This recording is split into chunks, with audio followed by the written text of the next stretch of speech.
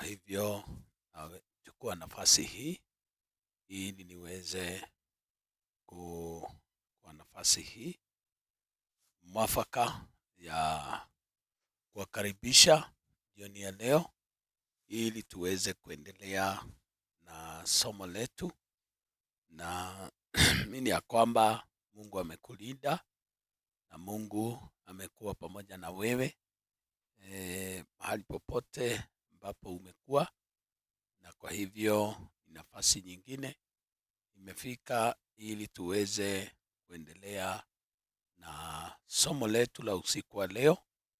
Katika kati ya mambo mengi ambayo tumeshughulikia siku ya leo, tunashukuru Mungu kwa sababu tumepata nafasi hii ili tuweze kuendelea na somo letu la siku ya leo. Kumbuka ya kwamba tuliweza kuzungumza jana, tulianza jana somo mpya inaohusiana na upako, na kwa hivyo nitapata kuendelea, lakini kabla taomba ili tuweze kuendelea. Tuombe. Takatifu na Baba wetu, kwa jina la Yesu Kristo, mbele zako tunakutukuza, tunakuinua, sema ni asanti kwa ajili ya wema wako, kwa ajili ya fadhili zako Bwana mabwana.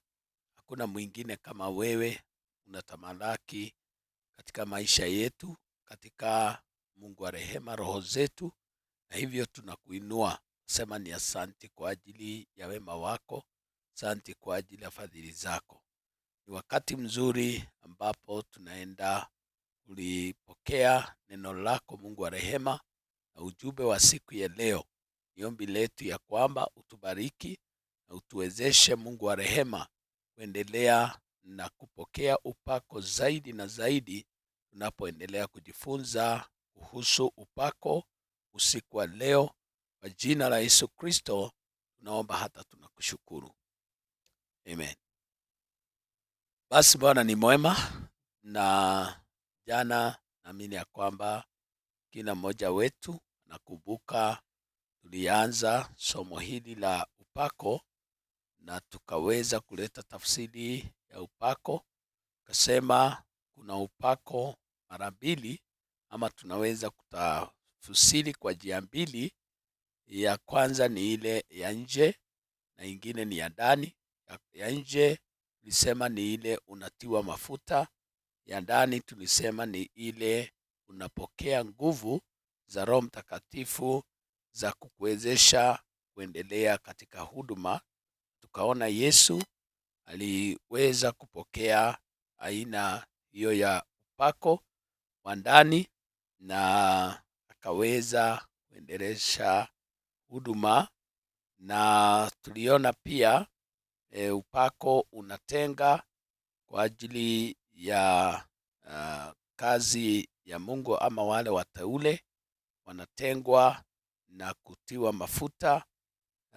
Upako pia unatia nguvu, na upako unaweza kulinda, na pia unavuja nila zote, na haya yote tulipata kuyashughulikia jana, na kwa hivyo tunashukuru Mungu kwa sababu ya jambo hilo. Pia tuliona ya kwamba muamini awaye yote anaweza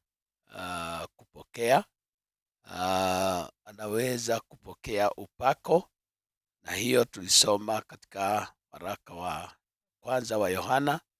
Tukaona vile tunaweza kupokea upako wa kutusaidia kuendelea katika huduma, manake tumeitwa kumhudumia Mungu wetu. Leo bila kukawia, ningependa tuendelee na tuangalie ni mambo gani inaotusaidia kuota ama kukua katika upako. How to grow in anointing. Ili tuweze kukua na kuendelea kuota, sababu kila jambo linahitajika mtu wote asisimame mahali pamoja. Hata wokovu tunasema vivyo hivyo. Maisha yetu ya kiroho tunahitaji kuota na kukua na kuendelea, ili tusiwe tumesimama mahali pamoja.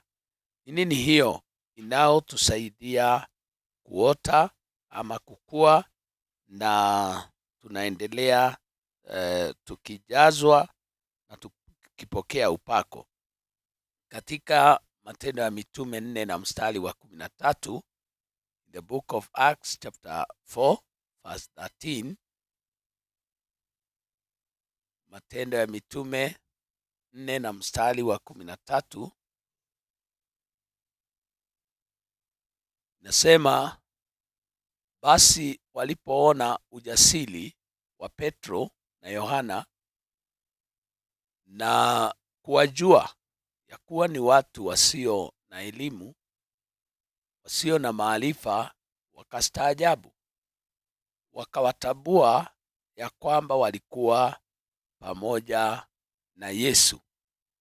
Kwa hivyo jambo moja ambalo linafanya upako wa mtu kukua, kuendelea kuota, ni ile hali tunaweza kusema to have intimacy with God, ama ile hali ya kuweza kushikamana vizuri na Mungu, kwa sababu wale mitume kina Petro na Yohana walijulikana kabisa ya kwamba hawakuwa na elimu, na pia hata wakiangaliwa walionekana ya kwamba hawana maarifa, lakini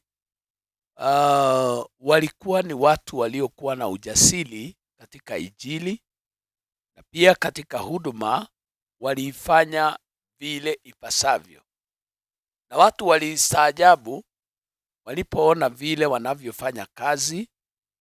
Lakini mwisho walipokuwa wanachunguza ni nini hii inawafanya kuwa na ujasiri wa namna hii, walitambua kabisa hawa ni watu waliokuwa wameshikamana na Yesu, walikuwa na ushirika mzuri na Yesu.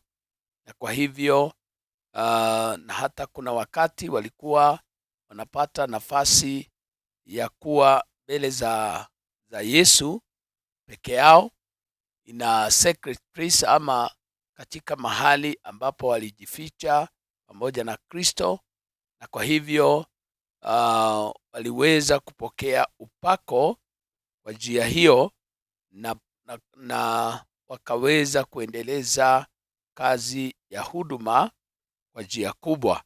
Kwa hivyo hili ni jambo moja, tunapotafuta uhusiano wetu na Mungu na kule kushikamana sana na Mungu wetu, basi sharti tutaweza kudumisha upako na tutaendelea tukiota kutoka sehemu moja hadi ile nyingine. Katika hiyo Matendo ya Mitume 5 na mstari wa 32, in the book of Acts chapter 5 verse 32,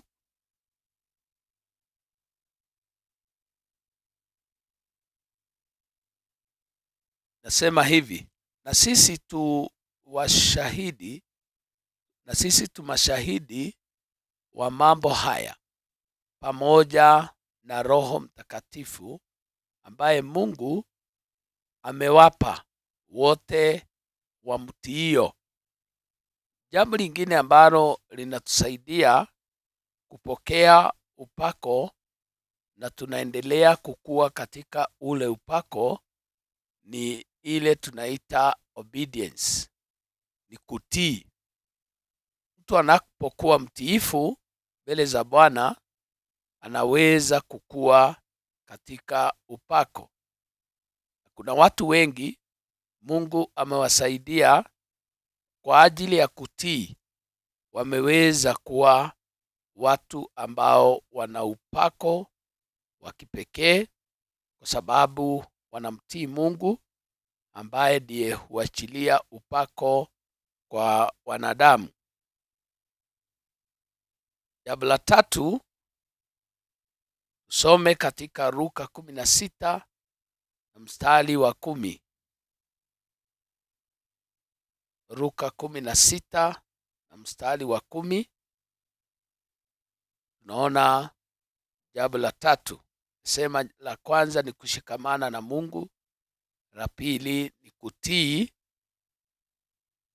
Na hapa sasa Luka 16 na mstari wa 10 nasema, aliye mwaminifu katika lililo dogo sana huwa mwaminifu katika lililo kubwa pia, na aliye dhalimu katika lililo dogo huwa dhalimu katika lililo kubwa pia. Kwa hivyo lile neno ambalo tunaona hapa ni kuwa mwaminifu. Mtu anapokuwa mwaminifu, basi unakuta ya kwamba anakuwa katika ule upako.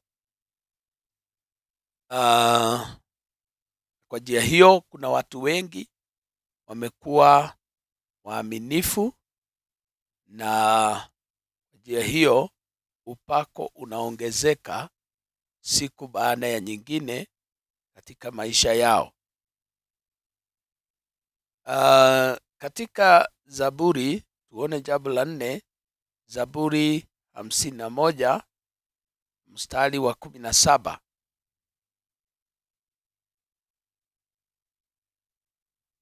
Zaburi 51 mstari wa 17. Biblia inasema hivi: dhabihu za Mungu ni roho iliyovujika, moyo uliovujika na kupondeka. Mungu hata udharau. Kwa hivyo tunaona ya kwamba lingine ambalo linasaidia ule upako kuendelea ni kuwa na moyo wa kunyenyekea, humility. That's another thing, humility nasaidia sana, na Mungu hupendezwa na watu ambao wananyenyekea. Na mtu anaponyenyekea atadumisha upako, na tena ataweza kuendelea kukua ama kuota katika upako. Mungu anapendezwa na watu wanaovujika, walio na roho ya kuvujika. Hiyo ndio tunaita humility, na Mungu hataki roho ya kiburi. Kuna wahubiri wengi na watu wengi ambao kwa ajili ya kuwa, hata licha ya kuwa walikuwa na upako mkubwa sana, unakuta ya kwamba wanapokuwa na kiburi na kuona kana kwamba ni nguvu zao zinazofanya kazi, unakuta ya kwamba ule upako unaondolewa ndani yao, kwa sababu wamekuwa na kiburi, kujinua na kuona kana kwamba ni wao wanaofanya kazi, si nguvu za Mungu. Katika Luka 4 na mstari wa 14. Kwa hivyo haya ni mambo matano. Sasa tuone jambo la 5 yanayotusaidia sana sana ili tuweze kuota katika ule upako na pia kudumisha upako ambao tumeweza kutiwa mafuta ndani yetu. Luka 4 na mstari wa 14. Nasema, Yesu akarudi kwa nguvu za Roho, akaenda Galilaya, habari zake zikaenea katika nchi zote za kando kando, naye alikuwa akifundisha katika masinagogi yao akitukuzwa na watu wengi. Tukomee hapo. Hapa ukiangalia pale mwanzo kidogo wa hii chapter, utakuta ya kwamba Yesu aliweza kuwa na nafasi ya kuomba, na si kuomba tu, alikuwa na nafasi ya kufunga.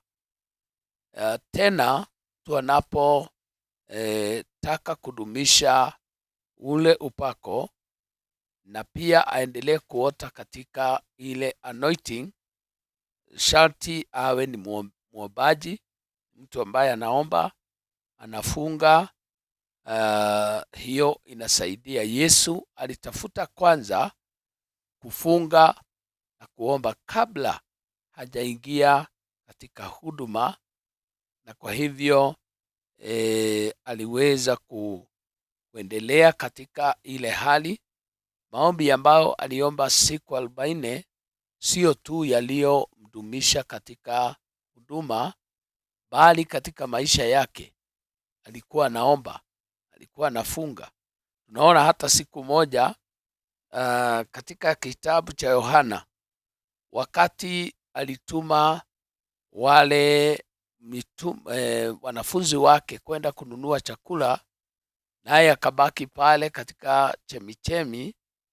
Biblia inasema ya kwamba yeye alibaki pale kwa sababu alikuwa amefunga, kwa sababu hata walipomletea chakula aliwaambia, chakula nilicho nacho hicho kinanitosha.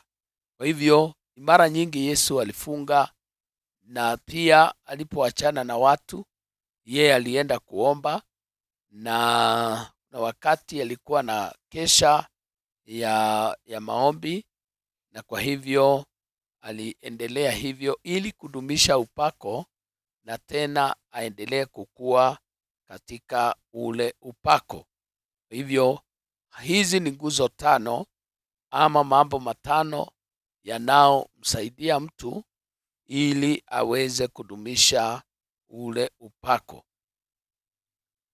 Na kwa hivyo tutaendelea kuona hatua zingine katika upako, na kwa hivyo tutakapokuwa tukiendelea katika lesson hii ya upako, tutazidi kuona hatua kadhaa ambazo tutaziangalia kwa njia mbalimbali matofauti tofauti, na itakuwa ni vizuri. Hebu sasa tuangalie kwa nini mtu apokee upako, na tuone 7 reasons why you must be anointed. 7 reasons ama sababu 7 za kukufanya upokee upako. Na kwa hivyo tutaendelea kuangalia hizi sababu za kukufanya wewe upokee upako. Ya kwanza ni kila ambacho, ili ya kwamba utimize kazi inayohitajika katika huduma, huwezi kufanya kwa ajili ya nguvu za kawaida, na zile nguvu ama nguvu za mwili. Tunahitaji nguvu za Mungu ambazo zinatokana na Roho Mtakatifu, na kwa njia hiyo tunapokea upako ili tuweze kuendelea, na hiyo inatusaidia sana. Kwa hivyo hata jana tulisoma katika Zekaria 4 mstari wa 6, si kwa nguvu wala uweza, bali ni kwa Roho wa Mungu. Na kwa hivyo ni vizuri kuelewa ya kwamba sababu moja ya kufanya tupokee upako ni hiyo ya kwamba ili tuweze kukamilisha ama kuendelea kutimiza yale ambao tumeitiwa kufanya na Mungu wetu katika huduma, na kwa hivyo tunahitaji upako. Sababu ya pili ni kwamba hata Yesu mwenyewe alingojea kwanza apokee upako kabla hajaanza huduma. Katika Luka 3 mstari wa 21, Luka, in the book of Luke chapter 3 verse 21, ujumbe tunaoendelea kuangalia ni kuhusu upako, the anointing, na tumepiga hatua kadhaa kuanzia jana, na sasa tunaendelea. Tumeona ni mambo gani tunaostahili kufanya ili tudumishe upako.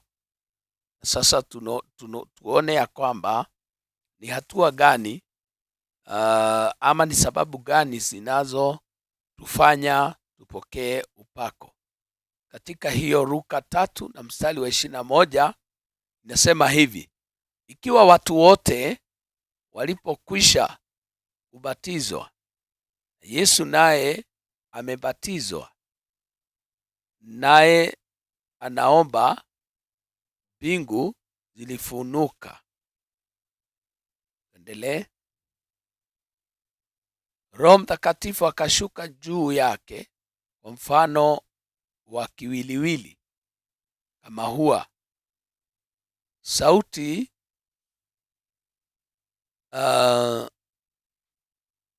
Sauti ikatoka mbinguni, wewe ndiwe. Kwanza turudi.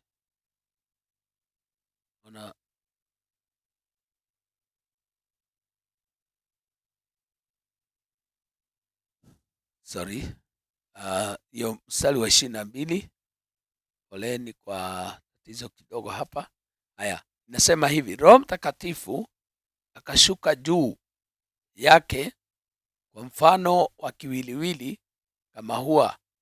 Sauti ikatoka mbinguni, wewe ndiye mwanangu mpendwa wangu, nimependezwa nawe. 23. Na Yesu mwenyewe alipoanza kufundisha alikuwa amepata umri wake kama miaka 30, akidhaniwa kuwa ni mwana wa Yusufu na Eli wa Eli. Okay. Kila ambacho tulitaka kutafuta hapo ni kwamba Yesu mwenyewe aliweza kungojea ili aweze kupokea upako na ili aanze huduma aliyofanya tangia alipokuwa na miaka 30 na kuendelea, na alifanya kazi kubwa sana. Katika hiyo miaka 3.5 alifanya kazi kubwa sana ambayo imebadilisha ulimwengu wote hata siku hii ya leo. Na kwa hivyo upako unahitajika, ni muhimu, unahitajika katika maisha yetu. Kwa nini tunahitaji upako? Jambo la 3 ni kwa sababu mitume walitafuta upako kwanza, na walitarajia kujazwa kabla hawajaenda kuhubiri Injili. Walihitaji anointing na kwa hivyo wakangojea pale Yerusalemu. Katika Matendo ya Mitume 1 na mstari wa 4, hawangeweza kufaulu kuendelea ama kwenda kuhubiri Injili kama hawangepakwa mafuta ama kupokea ujazo wa Roho Mtakatifu na ili waweze kuendelea. Biblia inasema hata alipokuwa amekutana nao, aliwaagiza wasitoke Yerusalemu, bali waingoje ahadi ya Baba ambayo mlisikia habari zake kwangu. Kwa hivyo ilibidi wangoje kwanza. Na wakati mwingine watu wanakimbia bila upako na wanaishiwa na nguvu na wanakosa nguvu za kuendelea kwa sababu hawana upako. Kwa hivyo vizuri kungoja ili watu wajazwe kwanza na ili waweze kuendelea na huduma.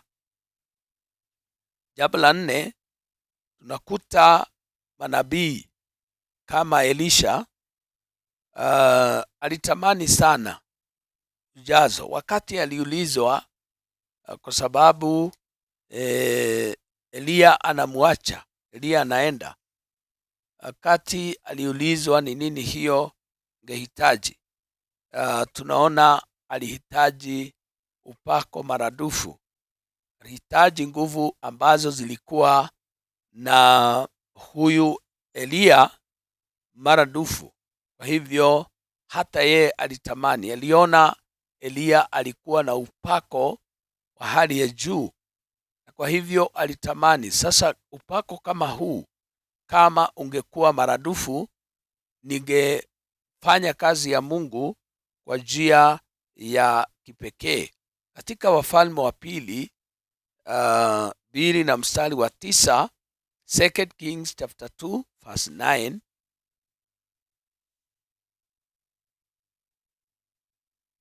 Biblia inasema hivi: hata ikawa walipokwisha kuvuka, Elia akamwambia Elisha, omba kwangu lolote utakalo nikutendee kabla sijaondolewa kwako. Elisha akasema, na kuomba sehemu maradufu ya roho yako na iwe juu yangu. Mstari wa 10, akasema, umeomba neno ngumu, lakini ukiniona takapoondolewa kwako utalipata. La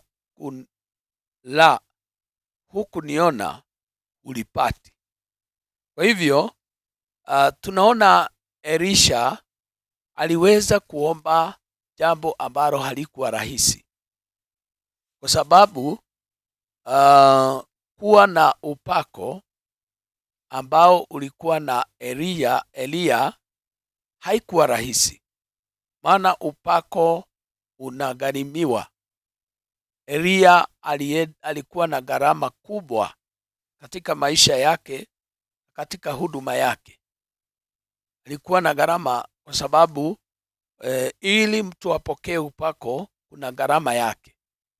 Sasa na Elisha anataka apewe nguvu za Elia maradufu.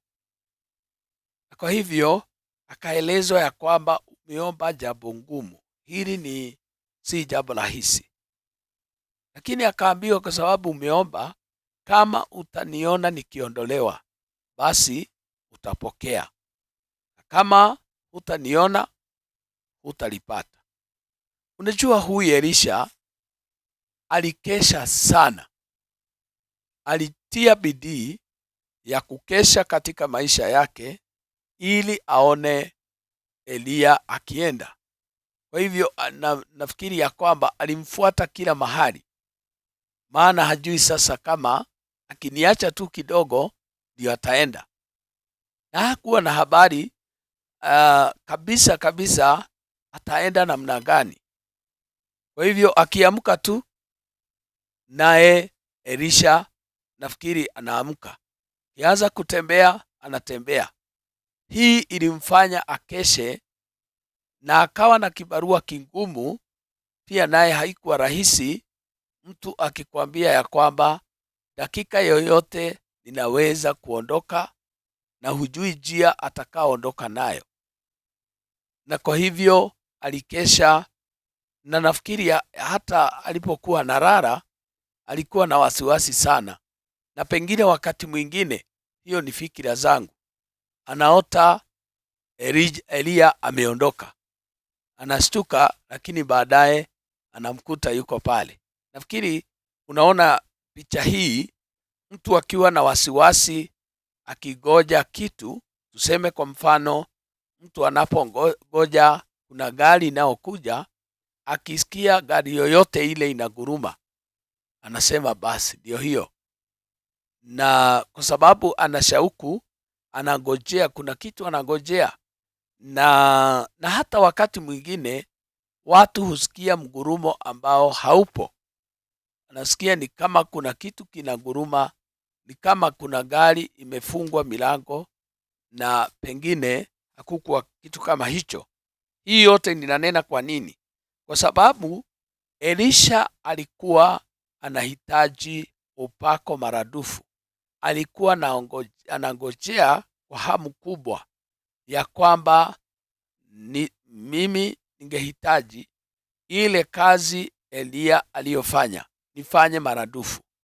Na kwa hivyo alikuwa na moyo wa kutumika, na alijua ya kwamba hawezi bila kuwa na nguvu hizo, bila kuwa na upako ule.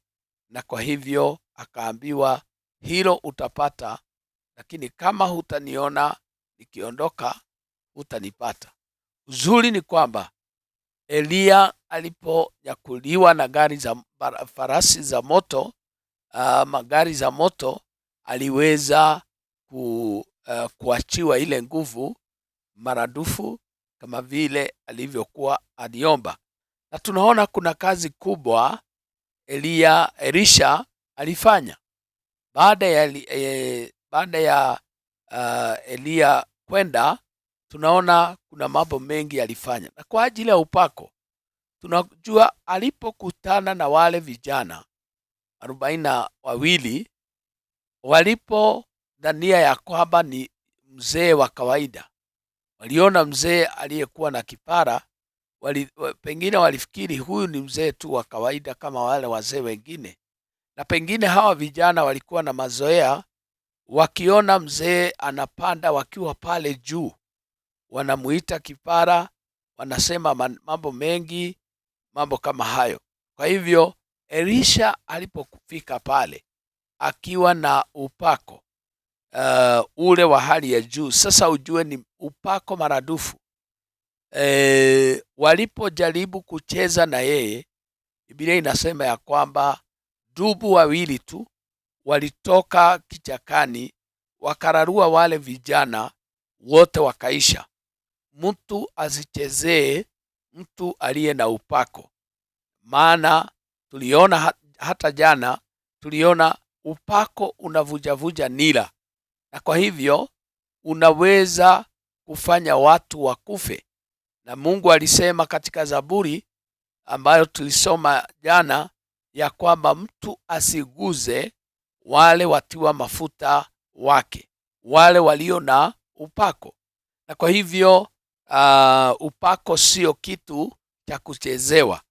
Na kwa hivyo hawa vijana, na naona vile wazazi wengi waliomboleza kwa sababu vijana wao wamelauliwa, wamekufa, na kwa sababu walicheza na mtu aliyepokea upako maradufu.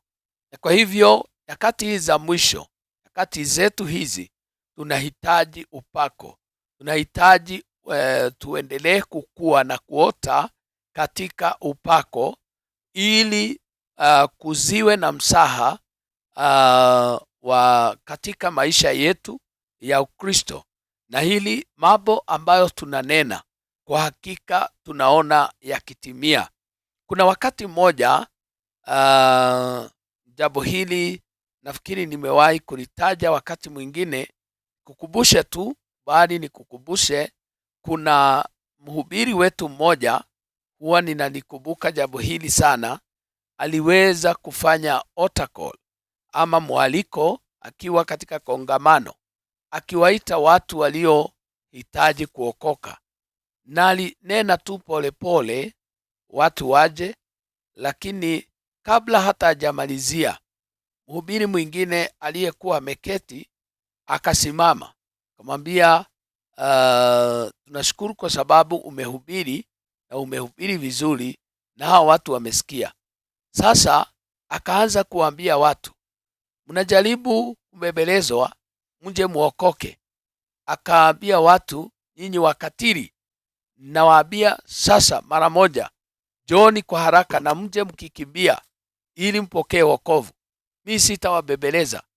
Watu walikimbia, na yule alikuwa anawaalika wale watu, aliwaita mara ya kwanza, mara ya pili, hakuna mtu anayetokea. Sasa yule aliposema hivyo, watu wakaja bio, wakaja wengi kuokoka. Kwa hivyo unakuta ya kwamba hata kiwango cha upako ni tofauti. Ndiposa unakuta kama Elisha anasema, nahitaji upako maradufu, nahitaji nguvu zako maradufu.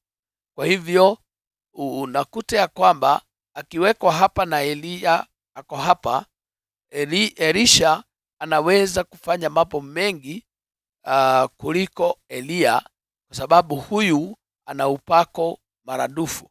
Na kwa hivyo tunaona ya kwamba huyu mtumishi wa Mungu Elisha aliweza kufaulu sana katika nyakati zake, maana upako ulikuwa juu yake kwa njia kubwa. Pia tunaona katika Samueli wa kwanza 10 na mstari wa kwanza, the book of Samuel, First Samuel chapter 10 verse 1, nasema hivi: ndipo Samueli akatoa kichupa cha mafuta, akayamimina kichwani pake, akambusu, akasema, je, Bwana hakukutia mafuta uwe mkuu juu ya watu wake Israeli? Nawe utamiliki watu wa Bwana na kuwaokoa na mikono ya adui zao. Kisha hii itakuwa ishara kwako ya kuwa Bwana amekutia mafuta uwe mkuu juu ya urithi wake. Mstari wa 6, mstari wa 6, na Roho ya Bwana itakujilia kwa nguvu, nawe utatabiri pamoja nao, nawe utageuzwa kuwa mtu mwingine. Tukomee hapo. Tunaona huyu ni Sauli ambaye aliitwa kuwa mfalme, na yeye tunajua ya kwamba ndiye alikuwa mfalme wa kwanza katika Israeli. Kabla ya Sauli kuwa mfalme, tunajua Israeli waliongozwa na watu ambao wanaitwa waamuzi, judges. Lakini ikafika mahali wakaanza kudai kwa Mungu kuwa na mfalme kama wale mataifa mengine, na basi Mungu akasikia jambo hilo. Na kwa sababu Mungu husikia watu wakinena, watu wakinungunika, watu wakilia, watu wakicheka, mambo hayo yote Mungu anasikia. Na kwa sababu alisikia, akaamua sasa ataweza kumtuma Samueli. Tunajua ni wakati punda za baba yake Sauli zilikuwa zimepotea, na sasa Sauli wakawa katika shughuli za kutafuta zile punda. Na basi Samueli akanenewa na Mungu, sasa wakati umefika utie pembe yako mafuta, maana kuna mtu ambaye amepatikana na Mungu amemchagua, yeye ndiye atakayetawala nchi ya Israeli. Na basi Samueli akatafuta namna ya vile akavyotumana ili Sauli aje na ili aweze kutiwa mafuta. Basi alipotiwa mafuta na kuelezwa vile atakavyowaongoza Israeli, baadaye Roho wa Bwana akamjilia, akawa na nguvu za kuendelea kutawala Israeli.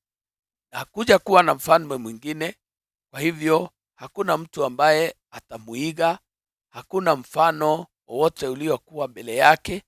Sasa ni yeye na Roho Mtakatifu amuongoze, na kwa sababu ametiwa mafuta, tuliona jana ni vikundi vinne ambavyo waliweza kutiwa mafuta. Wale ni kings ama wafalme. Tena tuliona makuhani walitiwa mafuta, manabii walitiwa mafuta, na pia watu ambao walikuwa ni wagonjwa waliweza kutiwa mafuta. Lakini katika Agano Jipya tunaona sisi zote tunaweza kupokea upako katika ili tuweze kuendelea katika huduma. Lile ambalo nanena hapa ni kwamba Sauli alipotiwa mafuta, na hapa mstari wa 6 unapomalizia tunaona Biblia inasema ya kwamba nawe utageuzwa kuwa mtu mwingine. Wakati mtu amepokea upako, anakuwa mtu mwingine. Na hakika kama mtu alikuwa ni mwoga, apokee upako, anakuwa mnenaji hata mbele za watu na haogopi, na hivyo maisha yake inabadilika kabisa. Kwa hivyo naye Sauli aligeuzwa, na hata aliporudi kwao watu waliona ya kwamba kabisa huyu amekuwa ni mtu mwingine. Aligeuzwa ili aweze kuwa na nguvu za kuwatawala Israeli.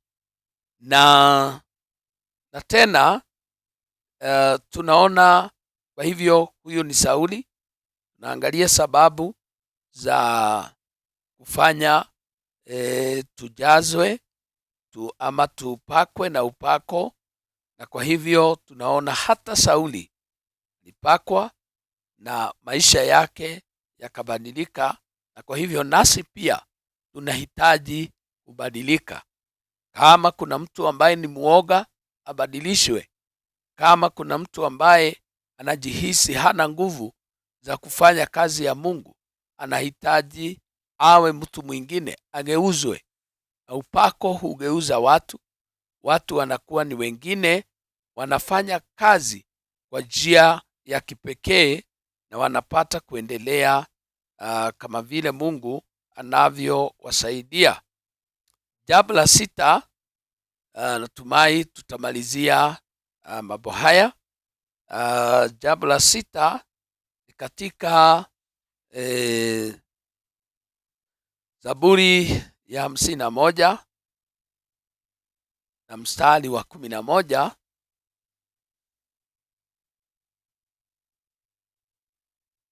Biblia inasema hivi: usinitenge na uso wako, wala Roho yako Mtakatifu usiniondolee. Huyu ni Daudi, na Daudi alikuwa mfalme wa pili ambaye Mungu alimchagua kusimama kwa niaba ya Sauli ambaye alikataliwa na Mungu. Kumbuka tulisema ya kwamba mojawapo ya mambo yanayodumisha upako ni kutii, ambayo yanasaidia mtu kuota pia katika upako. Na ilifika wakati huyu Sauli ambaye alipakwa mafuta na Mungu aliweza kumdharau Mungu, aliweza kutomtii Mungu, na basi akaondolewa katika kiti cha ufalme na Daudi akaketishwa mahali pale.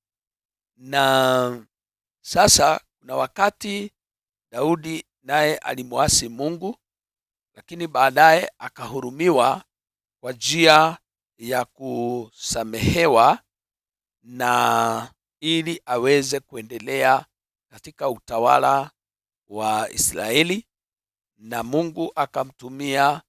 Alikuwa mwimbaji, alikuwa mwandishi, kwa sababu ameandika zaburi nyingi ambazo sisi husoma kimtukuza Mungu, kimuinua. Zingine ni za kuimba kama nyimbo na mambo kama hayo, na aliona Mungu akimsaidia sana sana katika maisha yake.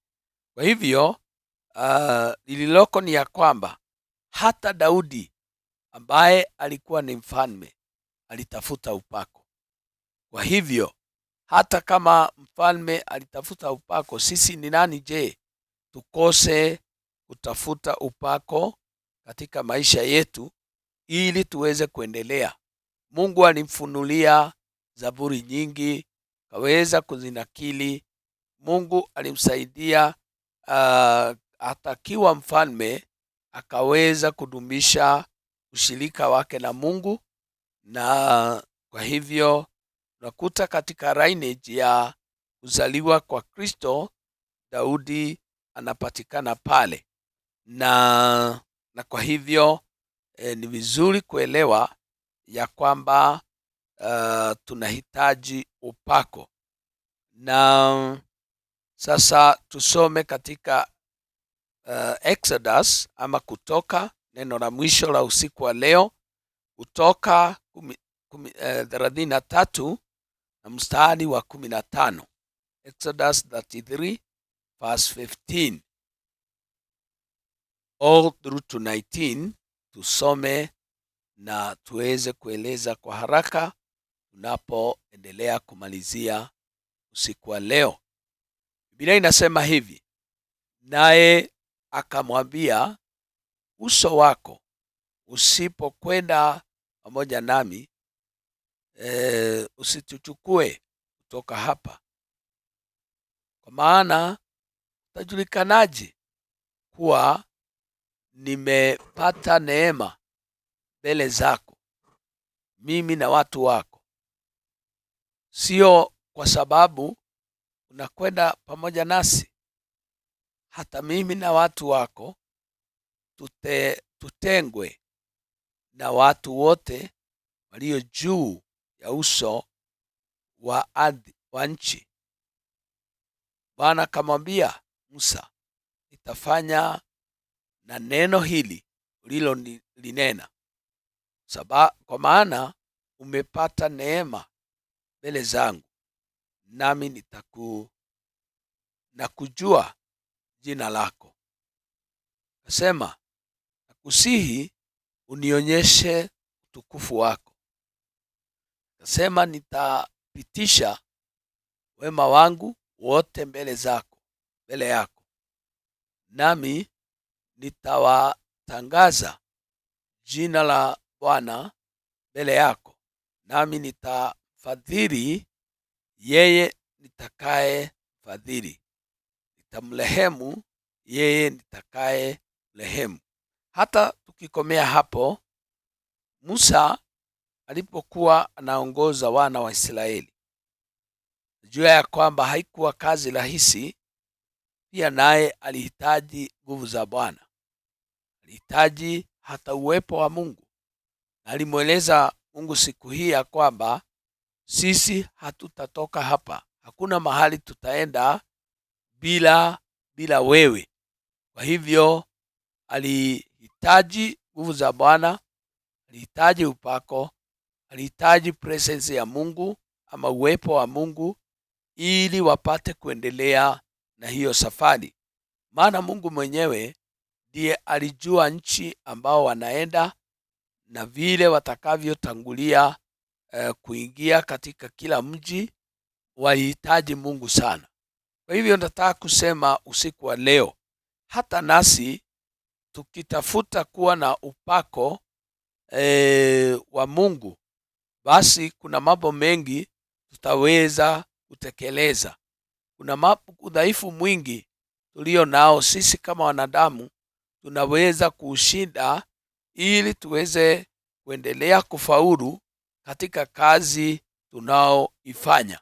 Kwa hivyo vizuri kujua ya kwamba Mungu aliyekuchagua ana uwezo wa kubadilisha hali yako, ana uwezo wa kukuinua tena, ana uwezo wa kukusaidia tena ili upate kutekeleza yale Mungu aliyoweka kwa niaba ama kwa ajili yetu. Na kwa hivyo we all need anointing. Sisi zote tunahitaji upako, na kwa hivyo Mungu wetu na atusaidie ili tuweze kuwa na ule upako. Dada mmoja ambaye ni mkongwe, nimalizie kusema haya. Wakati mmoja alikuwa katika mkutano uliokuwa na wazungu, na sasa kuna mambo Mungu alitaka kuwaeleza wale wazungu, na huyu dada alikuwa ni dada ambaye hakuwa ameingia shuleni hata kidogo, na lakini aliokoka na akamwamini Kristo, akawa na uhusiano na ushirika mwema na Mungu, na akapokea upako. Na alipokuwa naomba, aliomba Kiingereza kizuri sana, kizuri ambacho hata wale wazungu walisikia ya kwamba huyu mama lazima alikuwa amesoma sana na ni mtu ambaye amekaa karibu na wazungu kulingana na vile anavyoongea. Na katika maneno yale Mungu alinena, akanenea wale wazungu na vile watakavyofanya, ikawa sasa wamejua vile watakavyofanya. Kwa hivyo upako pia unaweza kusaidia mtu aongee lugha ambayo hajawahi ongea, na aweze kunena na aweze kufaulu na kufikisha ujumbe kulingana na vile Mungu anavyopenda. Kwa hivyo ni vizuri kujua ya kwamba upako ni kitu muhimu sana, na kwa sababu hii ya mwisho tunaona ya kwamba hata Musa aliona ya kwamba ni muhimu sana watu kuwa na upako, na pia uwepo wa Mungu uandamane nao na waweze kuendelea, maana watajua njia zitakazowasaidia katika jina la Yesu. Kwa hivyo nataka kusema ya kwamba usiku wa leo tunapoenda kumalizia, ni ya kwamba tunahitaji upako wa Mungu, na ili baadhi ya mambo ambayo tunafanya ama katika huduma, Mungu atusaidie tuweze kuendelea kupata nguvu katika jina la Yesu. Tutakomea hapo kwa leo, na ili tuweze kuuliza kana kwamba una swali lolote, na ili tuweze kujibu, na baadaye tuweze kuomba katika jina la Yesu Kristo.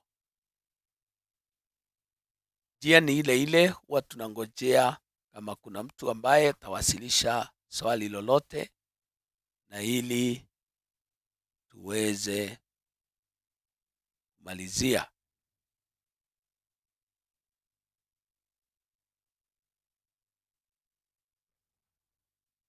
Na basi kama hakuna, tutaomba